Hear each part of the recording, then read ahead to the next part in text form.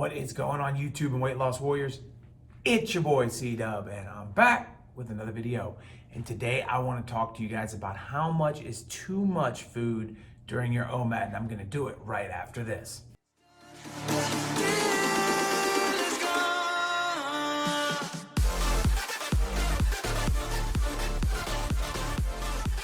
What is going on? It's your boy C-Dub and I'm back with another video. And if you don't know who I am, I lost 125 pounds eating just one meal a day. I'd like to welcome you to this channel.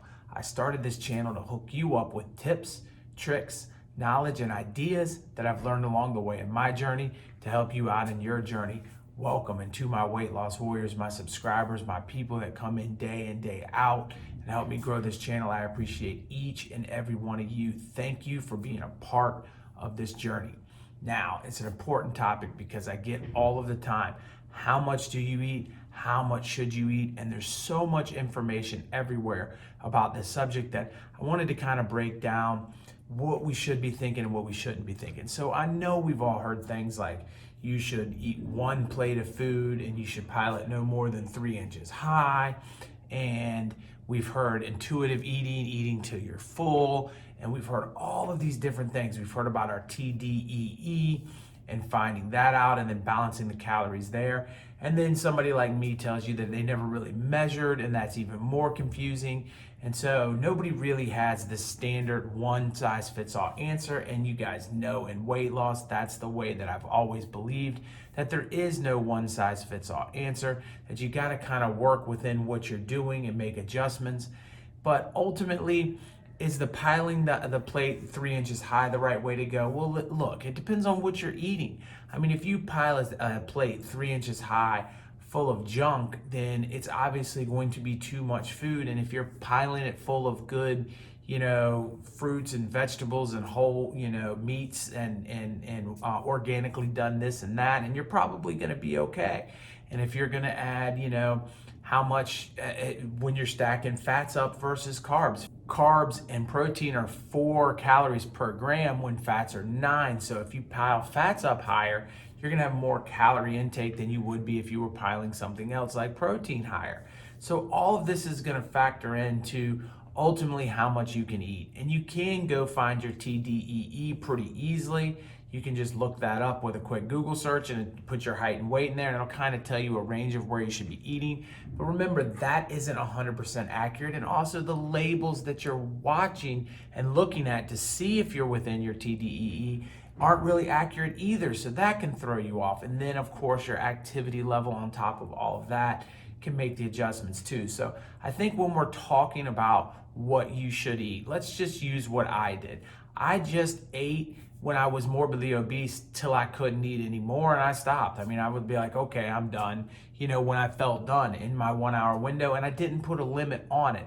I think the time plus being morbidly obese take you into a deficit almost automatically. Now, of course, if you're gonna sit down and just eat donuts the whole time, that's not gonna be the case. But if you're just eating real food and you're eating it within an hour time frame, you're not going to go over your calorie content on a TDEE if you're morbidly obese. What's going to happen is you're going to go into some kind of deficit and the weight will start to come down. Now, it does get harder the closer you get to a normal range.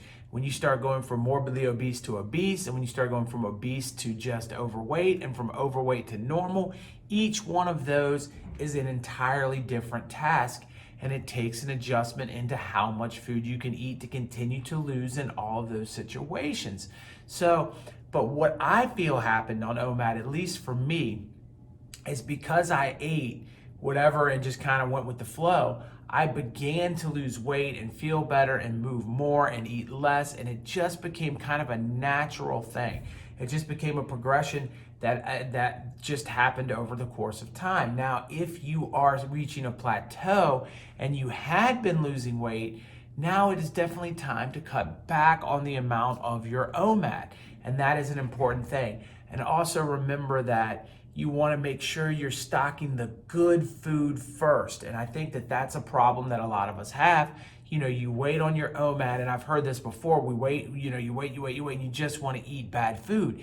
If you're that guy too, the other thing you can do is make sure you're eating good, solid food with plenty of nutrition in your first part of the meal, and save the junk for later. Save the junk for when you're already getting yourself to a level where you're already feeling pretty satiated.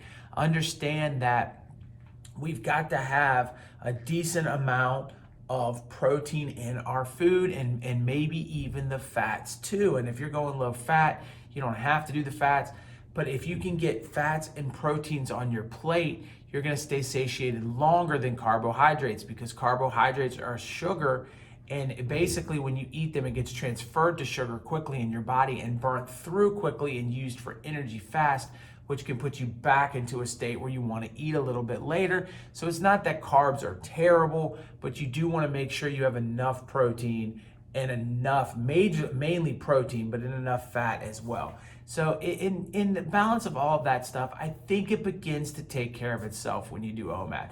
And I think that if you take the time to sit down and work through OMAD over the course of time, if you're morbidly obese, you're going to be fine, and you're going to be able to make adjustments as you go. And if you are closer to a normal range and you're doing OMAD for the first time in your life, and this is something that you've never done before, and you want to make sure you're not overdoing it, use a little common sense and just kind of think, well, what would I normally eat in my one meal? And maybe if I was eating dinner right now today, and I had my standard 3 meals before that, what would I do with the dinner right now today? And then add just a little bit to that, and you're gonna be okay. I hope this was helpful. Right about here, you see I have another video on OMAD. Check that thing out. Over here, my face is gonna pop up. Click on that and we'll subscribe to this channel. It is free. The information I'm giving you, however, is priceless. I'll catch you guys on the next one. Peace.